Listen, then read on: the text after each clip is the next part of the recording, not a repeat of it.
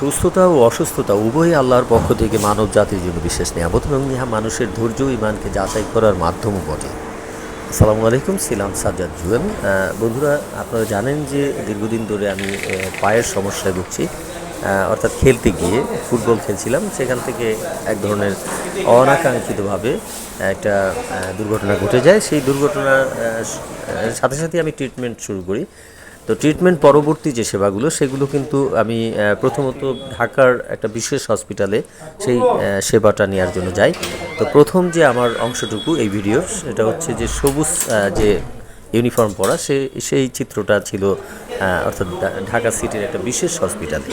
তো সেখানে গিয়ে সেখানে যে বিভৎস চিত্র এবং সেখানে যে একটা নোংরা পরিবেশ, সেটা দেখে আমার চক্ষু অর্থাৎ অলরেডি কপালে উঠে গিয়েছিল। তো সেখান থেকে ফিরে এসে আমি আসি আমার এলাকার সেই 31 শয্যা বিশিষ্ট কামরাঙ্গীরচর যে হসপিটাল সেখানে। এবং সেখানে একাধারে আমার এই সামান্য একটা ড্রেসিংয়ের কাজে আমি গিয়েছিলাম, ড্রেসিং কাজে।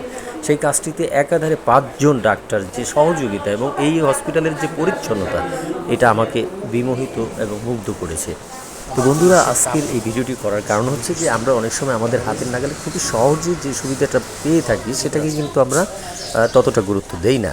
হ্যাঁ, তো আমরা অবশ্যই প্রথমত আমাদের হাতের নাগালে যেটা খুব সহজে সেবা পেয়ে থাকি কিংবা সুযোগ সুবিধা পেয়ে থাকি সেটাকে আগে প্রথমত মূল্যায়ন করব এবং সেটাকেই গ্রহণ করব, এবং যদি প্রয়োজন হয় পরবর্তীতে পড়ব।